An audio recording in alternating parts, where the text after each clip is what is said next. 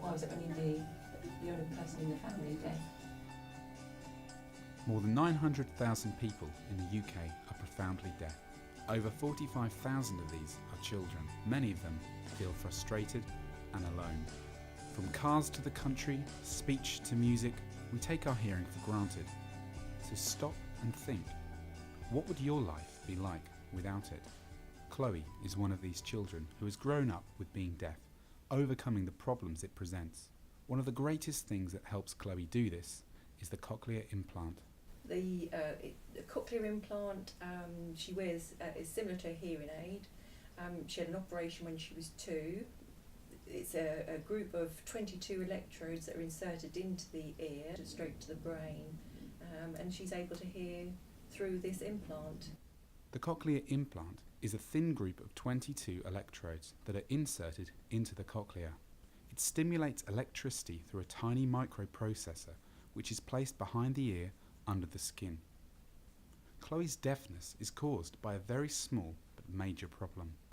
I've got no hairs that make the vibration, but now I've got a cochlear implant which goes straight into the cochlea and makes the vibration. She was about 6 months old. I hadn't noticed it, but Dylan had he'd seen which he thought was probably that she was deaf. I suppose I didn't look or didn't even think about it.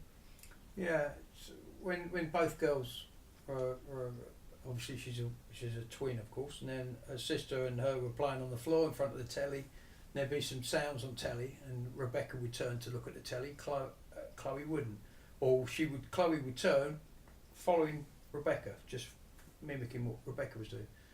But then you noticed that there was something not quite right, and we thought we'd better just get this checked, didn't we? Yes. And unfortunately it proved to be that she was That- profoundly deaf. If things don't go her way, one of her little tricks is to take it off and turn it off. She'll take her implant off, switch it off, put it down. And that's her way of telling me, I'm not listening to you, Dad. Being deaf means that Chloe has to go through education coping with the problems being deaf presents on a day-to-day basis. When I first started school, I was at Radcliffe Primary. That wasn't so good for me. I was the only deaf person in the deaf child in the school. Going on to Coleman Junior, infant and junior school, where she found her confidence when she went to the deaf unit. To the deaf unit, yeah. With other deaf Students, children. Yeah, and I think that was really the best choice, wasn't it? Yeah. From Coleman Junior, she went on to City of Norwich School. City of Norwich School, yeah.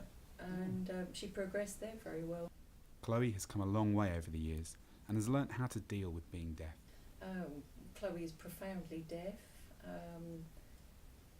Everything that is not easy. She finds it frustrating that she finds it difficult to communicate with others. Deafness is a hidden disability, so whenever someone's trying to talk to Chloe and she doesn't hear, she doesn't turn around, they think it's rude. I think that's one of the biggest problems with hearing people misunderstanding what's going on, because you can't really see deafness unlike other disabilities. It's a tiny thing on the side of her head and you wouldn't know from any other person, so it poses some problems out there in the community. A difficult time for me is when there's a group of us together. There's lots of friends. They're hearing friends. They're all chatting away, all talking around, and I don't understand what's going on in the conversation. They're all talking together, and then I ask them what has been said, and so I can be involved. And then they say to me, that's not a problem, don't worry, it doesn't make any difference. And I find that so difficult, frustrating, makes me angry at times. Chloe and her family have managed to work past the disability and still live life to the full like any other family. Organisations like the Deaf Club have helped greatly and support families like Chloe's. In the past, we've had many opportunities to do fun activities. It's been really fun to do those together with the Deaf Club. So a lot of the things we do, or we did, was part of the Deaf Club, and we got to do so much to widen our aspect of the community in the deaf community. So we got to know a whole lot of people. Chloe made new friends, I made new friends, I got to develop my sign language.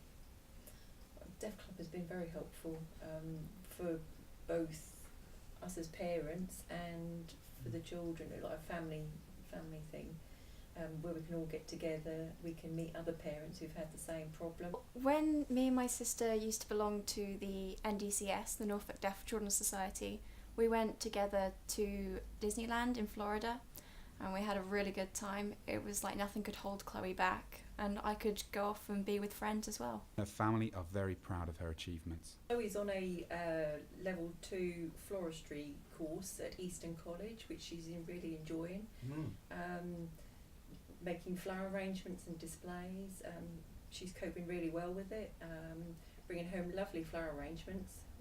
In the beginning we had quite a lot of displays in the house, but it's really, she's really got her confidence and she's really doing well with it. Really enjoying it, isn't she? Really enjoying it. And I think if you're doing something and enjoying it, it's got to be good, isn't it? Yeah. There are many more families like Chloe's who also get on with life just fine like anyone else, just going to extra effort for the ones they love. So when we ask, what would it be like? Different would be our initial answer, but really, our lives would be very much the same too.